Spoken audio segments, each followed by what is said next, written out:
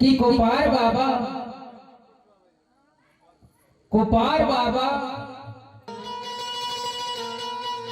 चले पार गोपाल, कोयले कचार गढ़ जहां,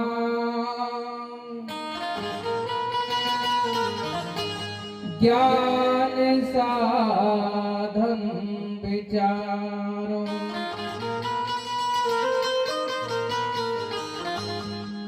बाबा शंभू शेख से आशीर्वाद लेकर के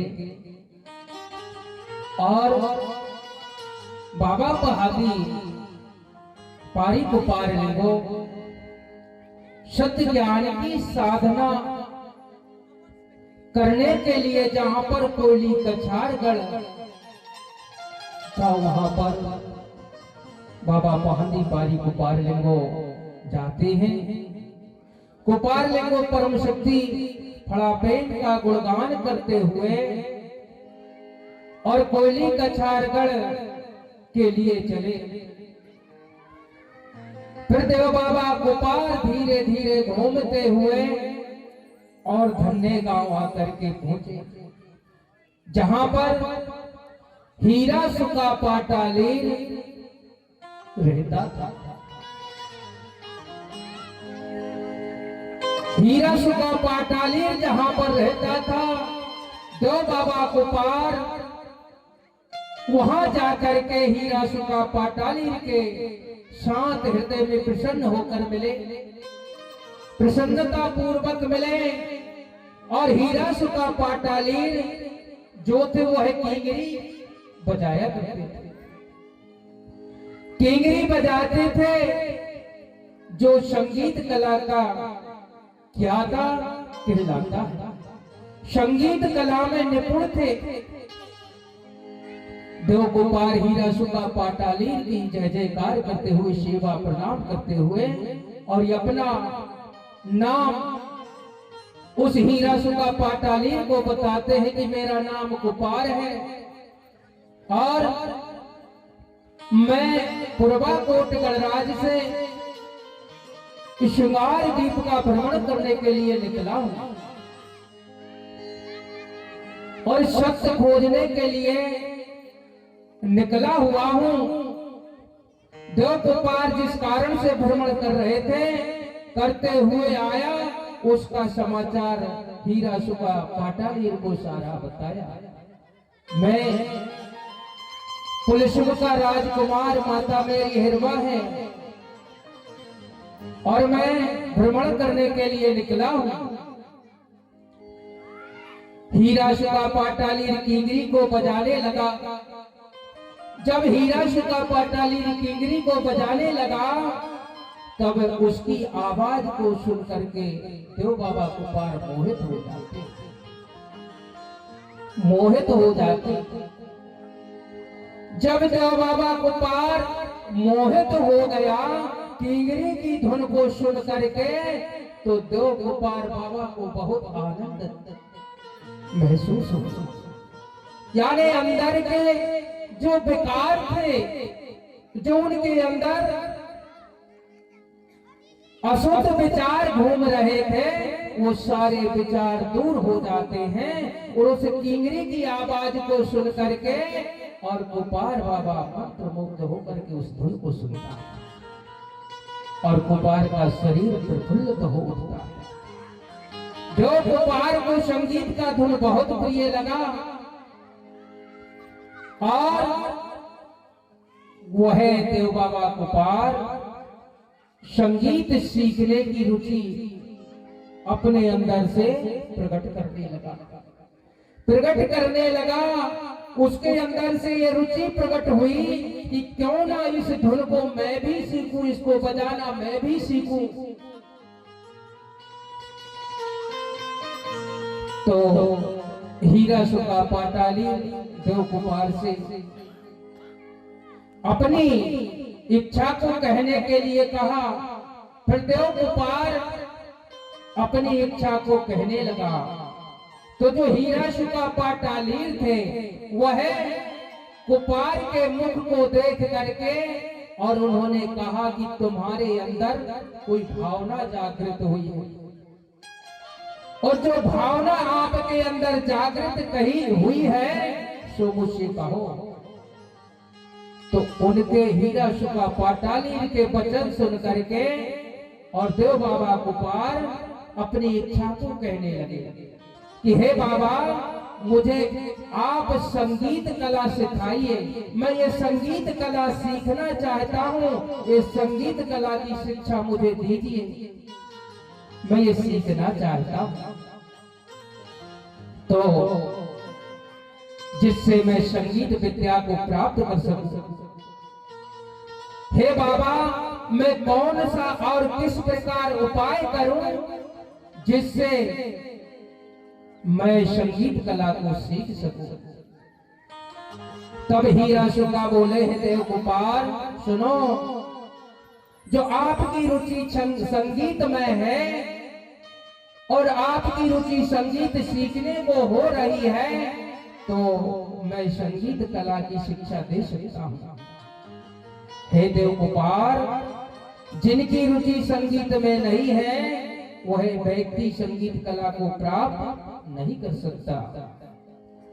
संगीत की कला एक ऐसी कला है, वह कला हर किसी के अंदर नहीं आ सकती, क्योंकि उसके लिए हमारे मन से, अंदर आत्मा से आवाज उठनी चाहिए।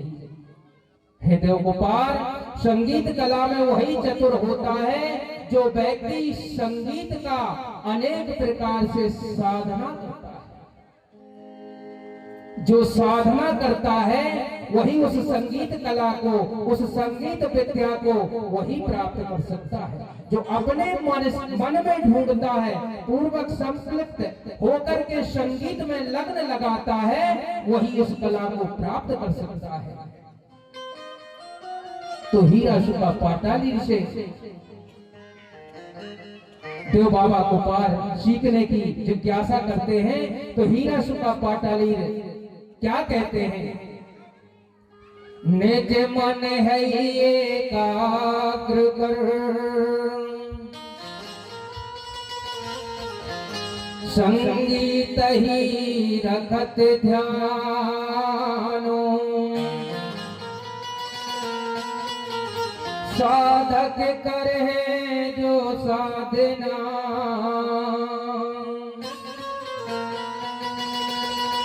संगीत के सो मानो।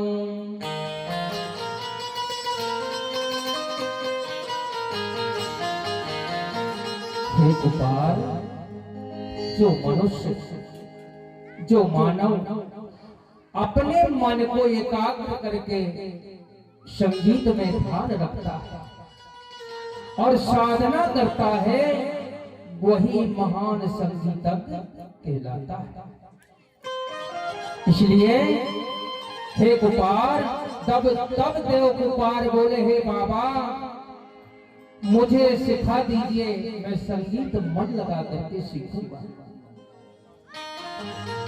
इस प्रकार देव कुपार के वचनों को सुन करके और हीरा शुका पाटाली बोले, हे देव कुपार, मैं आपको पूरी तरह से संगीत कला की शिक्षा दूंगा, पूरी तरह दूंगा। तब देव कुपार मन लगा करके संगीत सीखने लगा और हीरा शुका मन लगाकर सिखाने लगे। देव कुपार मन में एक ही लक्ष्य बनाकर लगन लगा करके और लगन के साथ प्रसन्न मन से संगीत की शिक्षा प्राप्त करने लगा। कुपार की बुद्धि बहुत तेज थी, कुपार बाबा की बुद्धि बहुत तीक्ष्ण थी, तो बताने पर बहुत अधिक समझ जाता था। ज्यादा देव कुपार 7 दिन में किंगरी के 7 सुरों को पहचान जाता है, उनकी पहचान कर लेता है देव बाबा कुपार। शायद संगीतज्ञ को मैंने उस वर्ष भी बता दिया हूं, लेकिन ये कथा यही कहीं पर छोड़ी गई थी, इसलिए मैंने इससे वो इतने आगे से लिया है। तो देव बाबा गोपाल को हीरा सुका पाटाली समझाते हैं। हीरा सुका पाटाली अपने मन में विचार करने लगा कि यह कोई साधारण मानव नहीं है, जिसने 7 दिन में इस कला को धारण कर लिया। ये कोई मामूली व्यक्ति नहीं है। ये हीरा सुका पाटाली अपने मन में विचार करते हैं, यह कोई साधारण मनुष्य नहीं है, यह कोई देवता का अवतार है, जिसे मैंने सीखने की कई वर्ष लगाए, उसे देव गोपाल एक दिन में एक स्वर को सीख जाता है। अगर मैंने कोई स्वर इसको बताया तो एक ही दिन में इसको ये अंगीकार कर लेता है। तो ये कोई साधारण मनुष्य नहीं हो सकता। हीरा सुका पाटाली देव गोपाल को महापुरुष जान करके सम्मान किया। देव गोपाल बहुत विद्वान है, जो संगीत के ज्ञान में बहुत जल्दी पारंगत हो गया, उस विद्या को बहुत जल्दी अंगीकार कर लिया। हीरा सुका पाटाली को देव गोपाल अपना गुरु समझकर प्रणाम किया और सेवा सेवा कहकर गुरु के चरणों में शीश झुकाया। तब देव गोपाल उठकर गले लगाया और अपने साथ बैठा करके और इस प्रकार बोला, हे देव गोपाल, आज मैं धन्य हो गया कि मुझे तेरे जैसा शिष्य आज मिला, जिसे सिखाने का मुझे सौभाग्य प्राप्त हुआ। मैं धन्यवान हो गया, धन्य हो गया। इस प्रकार से और वह हीरा सुका पाटाली गोपाल बाबा को अपने गले से लगा लेते हैं। देव गोपाल संगीत गुरु हीरा सुका पाटाली से आज्ञा प्राप्त कर और कोयली कछारगढ़ की ओर चले। परम प्रकृति शक्ति बड़ा देव का स्मरण किया और प्रकृति की सुंदरता को निहारते हुए चले और अल्पकाल संगीत कला विद्या पाए महान, सत्य ज्ञान साधना करना, उन्हीं चले नर महानो। कोयली कछारगढ़ पुणे पहुंचे देव गोपाल, प्रकृति शक्ति प्राजत जहां, पावन भूमि संसारों। तो देव बाबा गोपाल कम समय में ही संगीत को प्राप्त करके और सत्य ज्ञान की साधना करने के लिए और चल देते हैं। देव गोपाल लिंगो कोयली कछारगढ़ पहुंचे, जहां प्रकृति शक्ति विराजमान है। यह भूमि संसार में पवित्र मानी जाती है, जैसे हम कोयली कछारगढ़ कहते हैं। ये भूमि पावन मानी जाती है। देव बाबा गोपाल कोयली कछारगढ़ पर्वत मालाओं में आया और पर्वत के शिखर पर, जहां सेमल के वृक्ष के छाया में बैठ करके देव गोपाल आसन लगा करके बैठ जाते और सत्य ज्ञान की साधना वहां पर करने लगते हैं। तो देखिए, देव बाबा गोपाल सेमल झाड़ की छाया में बैठ करके यहां से जब कोयली कछारगढ़ पहुंचे तो वहां सेमल वृक्ष की छाया में बैठ करके क्या करने लगे? बोलिए प्रकृति शक्ति थोड़ा बेनिता। एक छोटा सा गीत। लिंगो बाबा लिंगो बाबा बैठे हैं रे से मरमड़ा के नीचे। लिंगो बाबा बैठे हैं से मरमड़ा के नीचे। लिंगो बाबा बैठे हैं रे से मरमड़ा के नीचे।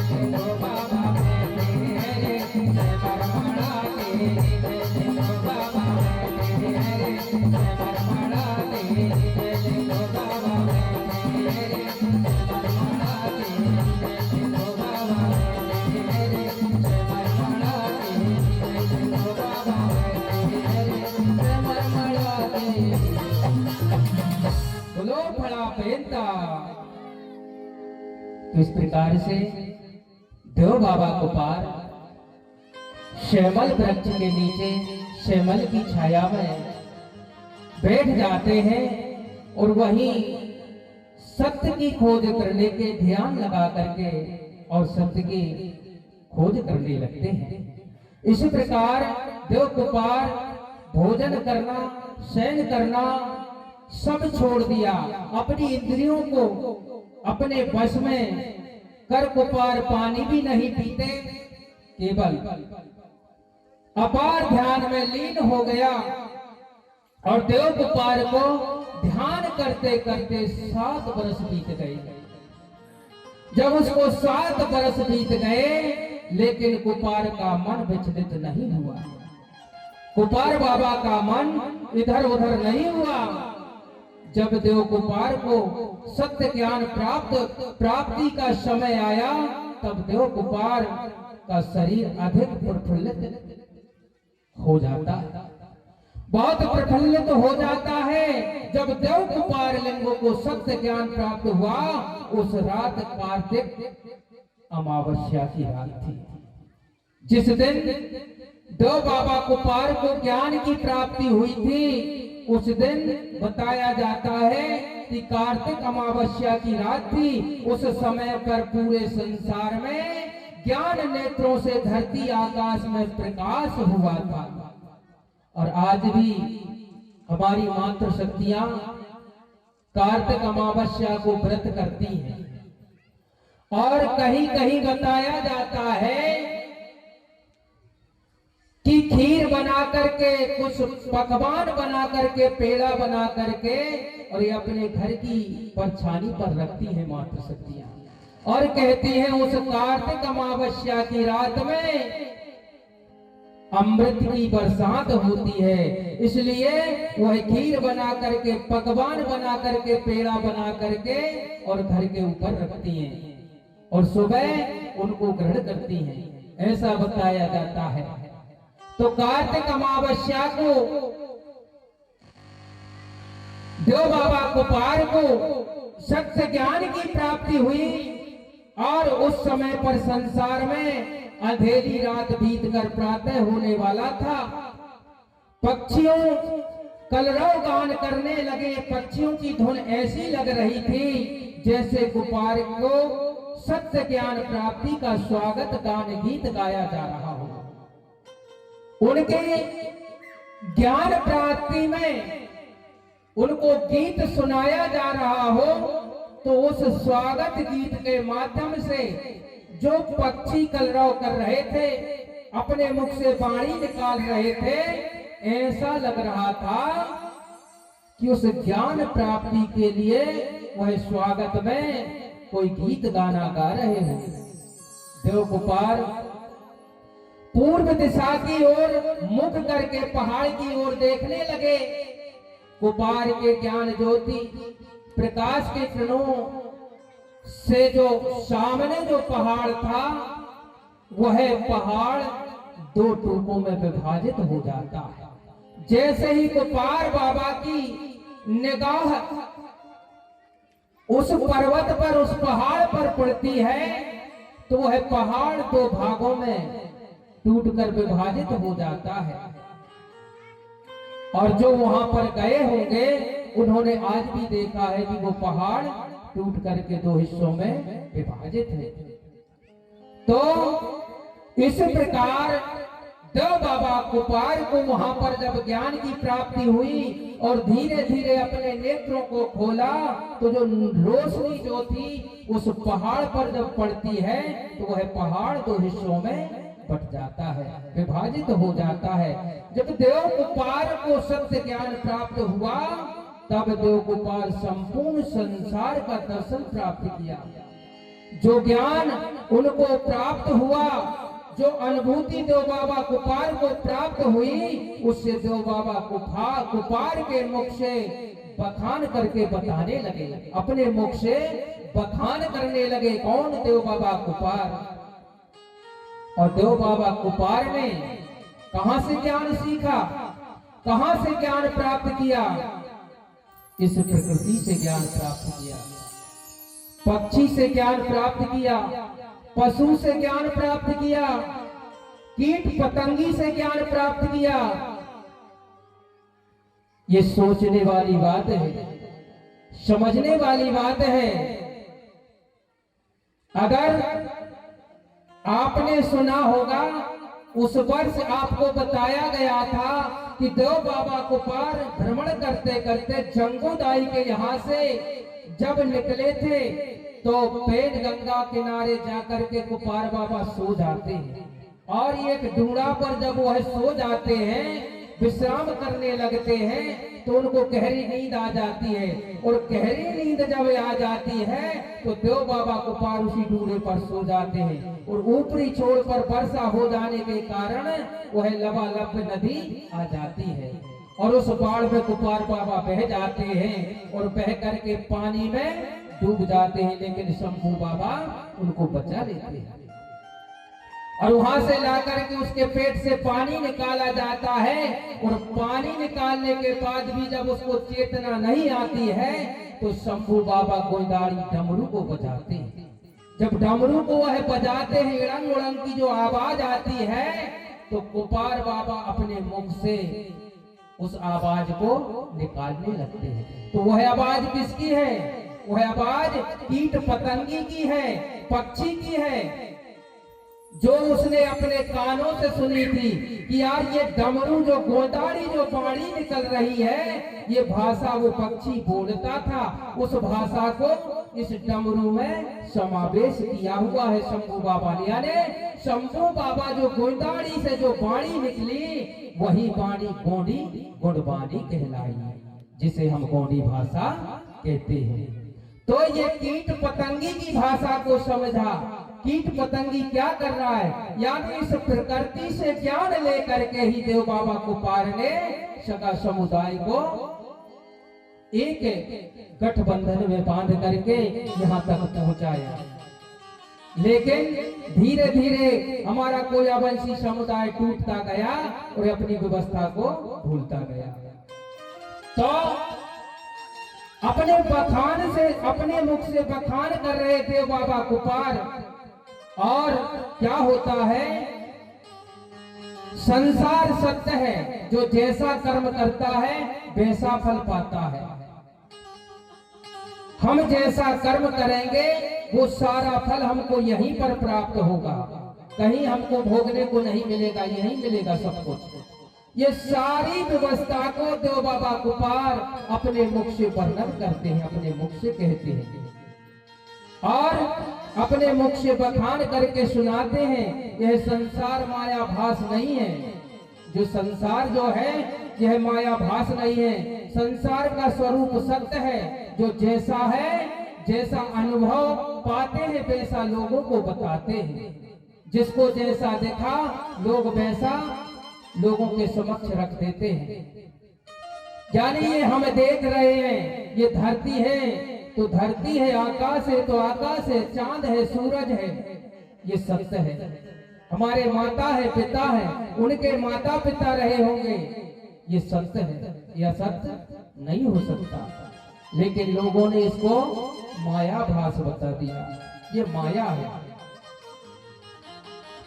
लोग कहते हैं कोई किसी का नहीं है, सब यहां करके सब भूल जाते हैं। लेकिन बाबा गोपाल कहते हैं नहीं, ये समझने की जरूरत है, विचार करने की जरूरत है।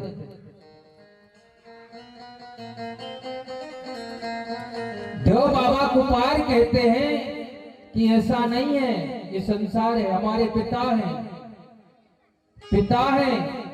अगर पिता को कोई बेटे के समक्ष गाली देता है तो बेटे को दर्द होता है कि यार मेरे पिता को गाली दे रहे हैं, या पिता के समक्ष कोई उनके बेटे को गाली देगा, मारेगा, पीटेगा तो पिता को भी दर्द होता है। लेकिन लोग कहते नहीं, आपका कोई नहीं है, यहाँ पर आए हो, आपकी कोई सुनने वाला नहीं है, ना कोई समझने वाला है, ऐसा नहीं है। तो ये विचार करने की जरूरत है। संसार में जो घटित होता है या जो घटना घटित होती है वह क्रम के अनुसार चक्र के समान होती है। ये सब प्रकृति का खेल है और प्रकृति का खेल है, और करने वाला एक ही है, वह है परम शक्ति, जिसे हम फड़ापेन कहते हैं। वह फड़ापेन के कारण में इनका गहरा संबंध है। संसार में क्रिया और प्रतिक्रिया करते हैं। संसार में जो भी घटित होता है उसे रोकने के लिए संसार में कोई भी जीव नहीं है। जो घटना होनी है उसे रोकने वाला कोई नहीं है, और संसार में जो भी होनहार होता है उसे कोई भी नहीं रोकने वाला है। केवल एक शक्ति है जिसे हम प्रकृति शक्ति कहते हैं। ये सारा बखान अपने मुख से देव बाबा गोपाल वहां पर बैठे बैठे बखान कर रहे हैं और परम शक्ति का स्मरण सींगा बोगा भीम लोटा कहकर किया जाता है और इसकी पूजा अनेक प्रकार से गौगो अनेक प्रकार से अपने मनोरथ पूर्ण करने के लिए संसार में सल्लांग्रा शक्ति पुरुष एवं मादा स्त्री शक्ति के रूप में विदित है। दोनों सल्लांग्रा सल्ला और गांगरा आपस में अपूरक हैं, पर संसार में पूरक रूप है। एक दूसरे के बगैर दोनों अधूरे हैं, जिसे हम सल्ला गागरा शक्ति कहते हैं। ये एक दूसरे के बगैर अधूरे हैं और जब ये आपस में दोनों मिल जाते हैं तो ये पूर्ण हो जाते हैं। तो इस प्रकार से देव बाबा गोपाल अपने मस्तिष्क में इन बातों को उतारते हैं। दोनों शक्ति सल्ला और गागरा आपस में अपूरक हैं, पर संसार में पूर्ण रूप प्राप्त करते हैं। संसार में सल्ला गागरा शक्ति सम विषम संख्या के समान ऊना एवं पूना धन और ऋण शक्ति के रूप में जाना जा सकता है। दोनों शक्ति क्रिया प्रतिक्रिया करके संसार में जीवों को जन्म देती है, जिसे माता और पिता कहा जाता है। माता पिता के अलावा हमारे जीवन में कोई महान नहीं है और इन्हीं शक्तियों को संसार में प्रजनन शक्ति माना गया है। इनके बिना संसार में कोई भी जीव का जन्म नहीं हो सकता। संसार वस्तुनिष्ठ सत्य है जो तीनों काल में सत्य है और इनका रूप और रंग परिवर्तनशील है। यह प्रकृति शक्ति का अजब लीला है। यह संसार का अस्तित्व है, अवलंबित है, इसे इसका कोई पार नहीं पा सकता। ऐसा बखान देव बाबा गोपाल अपने मन मस्तिष्क में करते हैं। और इधर से जब देव बाबा गोपाल ये अपने मन मस्तिष्क में ये विचार खोजते हैं तो इधर से जंगोदाई भ्रमण करते करते शंभू बाबा से पता चलता है कि देव बाबा गोपाल कोयली कछारगढ़ के लिए गए हुए हैं। तो जब वह कोयली कछारगढ़ के लिए गए हुए हैं तो जंगोदाई वहां से खोज करती हुई गोपाल बाबा के पास जाती है और जाकर के क्यों जाती है? जो 33 सगा जो देव थे, 33 कोट जो देव थे, उन देवों को शंभू बाबा ने बंदी गृह में बंद कर दिया था। तो उनको उस बंदी गृह से मुक्त कराने के लिए जंगोदाई गोपाल बाबा के पास जाती है। तो चलिए हम उस कथा को श्रवण करेंगे जिसे हम कली कंकाली दाई के नाम से जानते हैं। और वही कली कंकाली दाई जिसने 33 सगाओं की जो माता बनी, जिन्हें हम 33 कोट देव कहते हैं, उनकी जीवन चर्चा को मैं आज बखान करके इस मंच के माध्यम से आपको सुना रहा हूं। सुमिरन करूं गोपाल को धर्म गुरु जो कहा, और सत्य ज्ञान साधना कर तीनों जगत बताए। सेवा भाव समाज में जो दीना फैलाए, तन मन सेवा जतन पर जीवन आपन लगाए।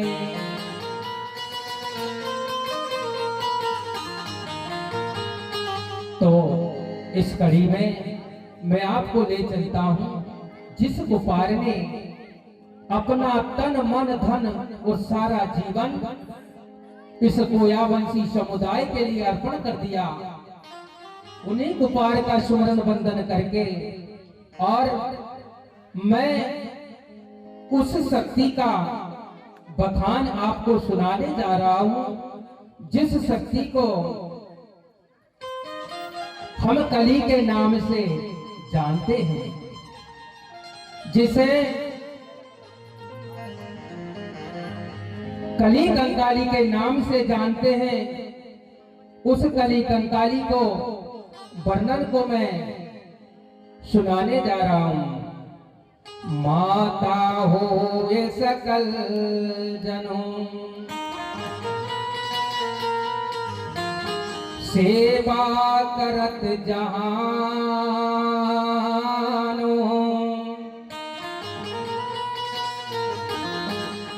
कोई तोरा ने अरे जी सुनत, काटत कले सुमहानो।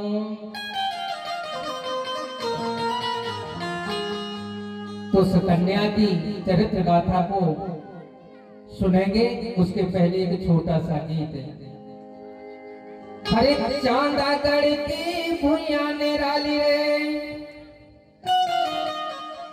हरे चांदा गढ़ की भुइया निराली रे, राजा राहुल सोना रानी।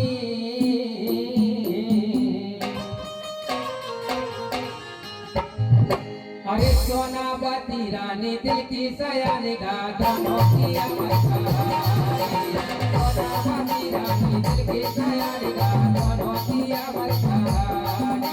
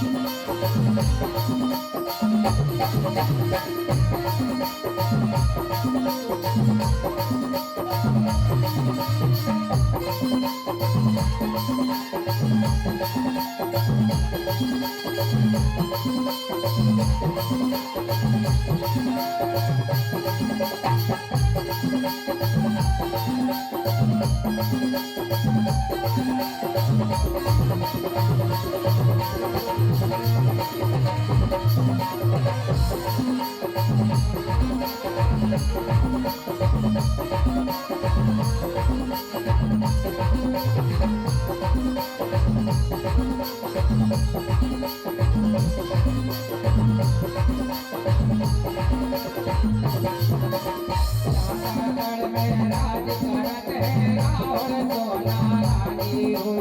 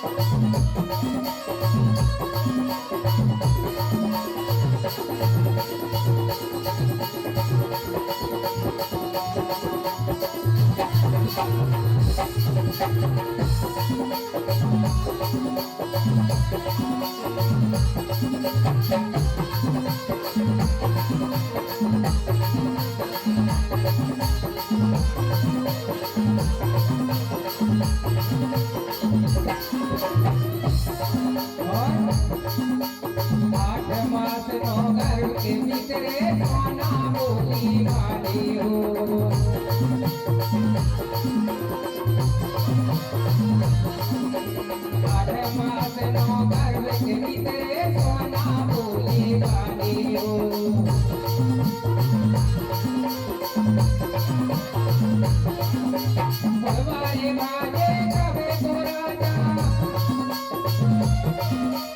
फुलवारी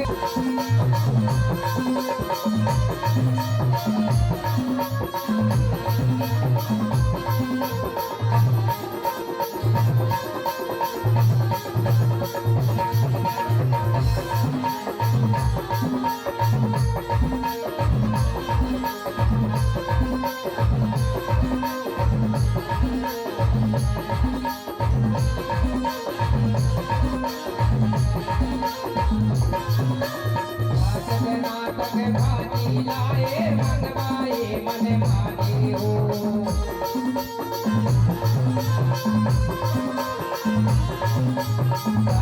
नाटक भाजी लाए मनवाए मन माने हो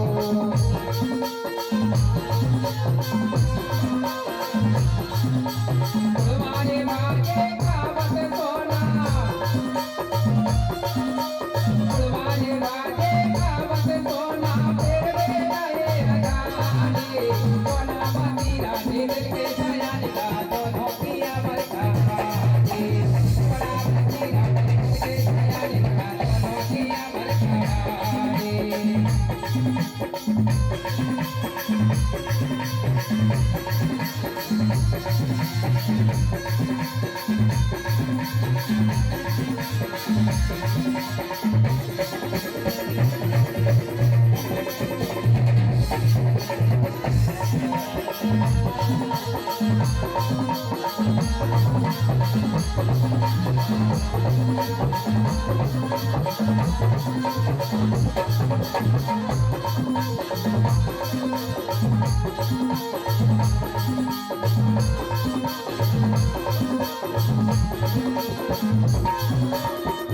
सहेली देखन लागे बादल गरजे गाने हो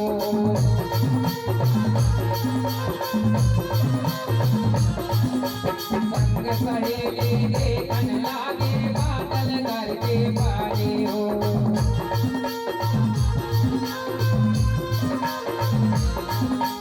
फुलवारी बाजे तोरण सोना फुलवारी बाजे तोरण सोना तोरण के सुनाए सोना बाजे रानी दिल के सयाने का दोनों के अमर कहानी सोना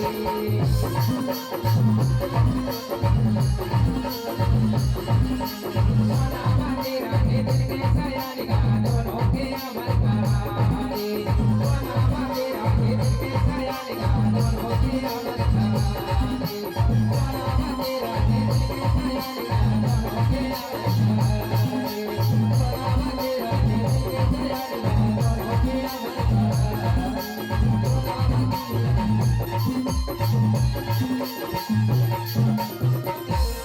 उदो पड़ा पेंता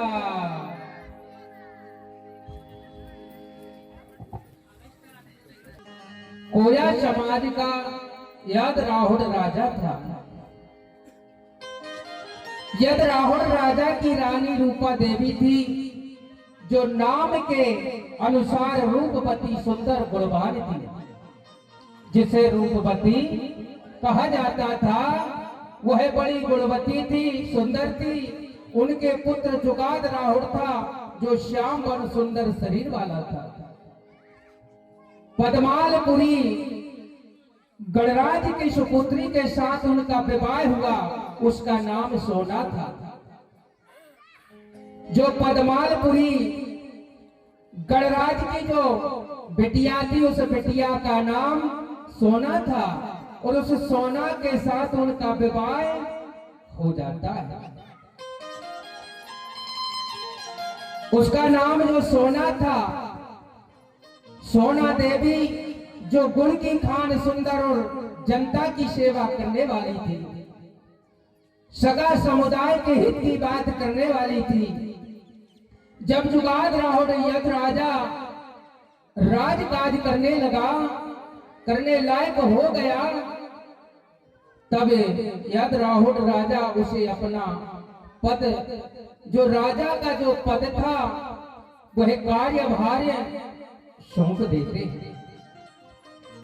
उसे सौंप देते हैं राजा जुगाद राहोड प्रातः उठकर परम प्रकृति शक्ति पड़ादेव का स्मरण पूजा करके और राज का कार्यभार संभालते हैं। राजा जुगाद राहोड दीन दुखियों के दुख को सुनकर उनकी सेवा करता है। परम प्रकृति शक्ति बड़ादेव को भोग लगाकर पीछे सभी लोगों को भोजन कराते हैं। राजा जुगाद राहोड और देवी सोना माता का विवाह हुआ और विवाह होने के कुछ वर्ष बीत गए। तब रानी की गर्भावस्था का समय आया। जब उनको गर्भावस्था का समय आया तो रानी सोना माता की इच्छा जो है, अपने अंतर मन से जो इच्छा होती है वो है इच्छा अपने राजा को सुनाती है। माता सोना क्या कहती है?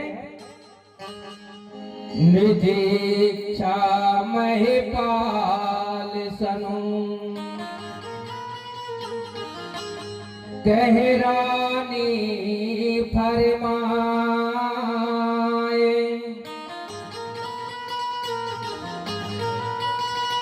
फुलवारी का लिंगन कर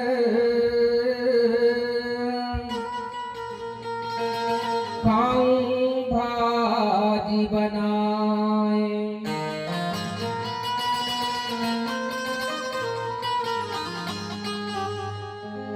रानी अपनी इच्छा को राजा जुगाद राहुल को सुनाती है।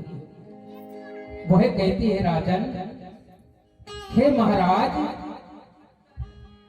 मुझे क्युलार कलियों की भाजी बनाकर खाने की इच्छा मेरे मन में हो रही है। हे राजन, मुझे आज्ञा दीजिए ताकि मैं जाकर के और क्युलार की कलियां तोड़ करके ले आऊं। तब राजा जुगाद राहुल अपने रानी से कहने लगे कि नहीं रानी, इस अवस्था में तुम उस सघन वन में कहां जाओगी? उस बीहड़ वन में तुम क्या करोगी? या कहीं उस जंगल में आप को कोई नुकसान हो गया, कोई कष्ट हो गया तो फिर क्या करोगी? लेकिन माता सोना कहती, नहीं महाराज, मुझे तो क्युलार कलियों की तरकारी बना करके उनका सेवन करना है। महाराज आज्ञा दीजिए। तो इतनी बात सुन करके जुगाद राहुल राजा अपने मंत्रियों को बुला करके और अपनी महारानी की इच्छा को उजागर किया, सभी को समझाया और समझाकर कहने लगे, क्या हे मंत्रियों, आप जंगल में जाकर के और क्युलार की कोमल कलियां तोड़ करके लाना और ला करके जल्दी आओ, जिससे हमारी महारानी सोना अपनी इच्छा को पूर्ण करे। अपनी इच्छा को पूर्ण करें, इसलिए शीघ्रता से जाओ और शीघ्रता से लेकर के आना। इतनी बात राजा जब कहते हैं तो मंत्री जो सेवक करते वो भी देरी ना करते हुए पाए अनुमति राजन पर दौड़े दौड़े जाए। फुलवारी का लिंगन पुने रानी देत हर साल। तब राजा की आज्ञा को पा करके और जो मंत्री थे वह दौड़े दौड़े जाते हैं और जाकर के क्युलार की कलियां तोड़ करके और प्रसन्नता पूर्वक ला करके और माता सोना को सौंप देते हैं। माता सोना को दे देते हैं। माता सोना प्रसन्न हो करके और क्युलार कलियों की भाजी बनाती है और अपनी इच्छा की पूर्ति के लिए भोजन के साथ उसको सेवन करती है, उसका सेवन करती है। इसी प्रकार से जो सेवक थे, जो मंत्री थे, वह अपना फर्ज निभाया करते थे। प्रतिदिन जंगल जाते थे और जंगल से क्युलार की कलियां तोड़ करके लाते थे और माता सोना को दे दिया करते थे और माता सोना उनकी तरकारी बना करके सेवन करती थी। इसी प्रकार प्रतिदिन वन में जाकर के कुड़वारी के कोमल कोमल पत्तियों को तोड़ करके लाते थे और ला करके रानी को दिया करते थे। कुछ समय पश्चात जो कुड़वार क्युलार की जो पत्तियां थी, जिस सेवक खोजते खोजते परेशान हो जाते कुछ दिनों के बाद में, क्योंकि जो क्युलार की जो पत्तियां थी कुछ दिनों के बाद में वो कड़ी हो जाती। कोमल कलियां जब उन सेवकों को नहीं मिलती है तो वह परेशान हो जाते हैं, ढूंढते ढूंढते खोजते खोजते उनको नहीं मिलती है तो वह खाली हाथ वापस आ जाते। जब वह खाली हाथ वापस आए तो रानी उनकी राह निहार रही थी, उनको देख रही थी कि ये कब तक आएंगे और क्युलार की कलियां तोड़ करके लाएंगे और मैं उनका सेवन करूंगी। इस प्रकार से,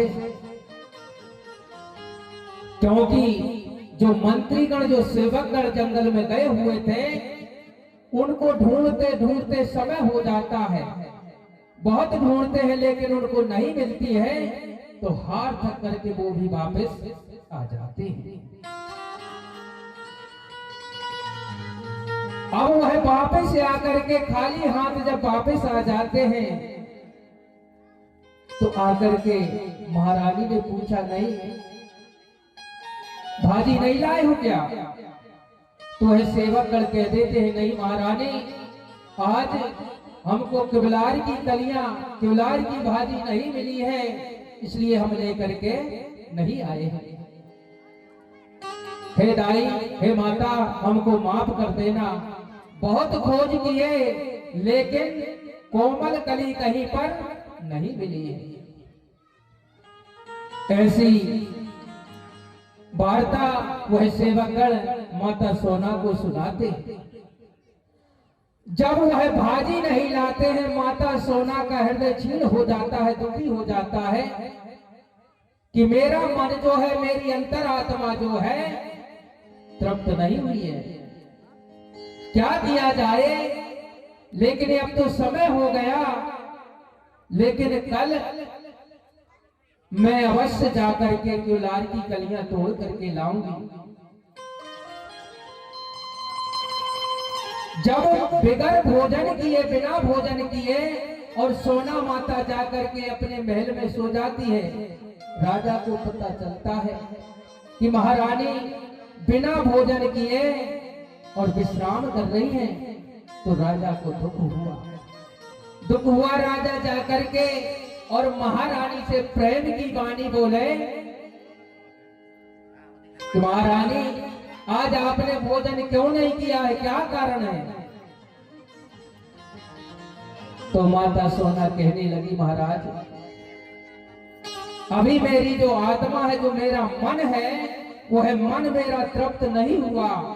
मैं क्युलार की कलियों का और सेवन करना चाहती हूँ, लेकिन आज क्युलार की कलियां नहीं मिली, इसलिए मैंने भोजन नहीं किया। ये बात सुन करके महाराज यद्राउड माता सोना को समझाते, महारानी, इसी अवस्था में आपको अपने मन में किसी भी प्रकार का खेद नहीं करना चाहिए, चिंता नहीं करना चाहिए। इसलिए अपने मन को, अपने शरीर को एकदम चंचल रखो, और जैसे तुम चंचल रहोगी, आपका मन चंचल रहेगा, प्रसन्न रहेगा, उसी प्रकार आपका जो होने वाला जो बच्चा है या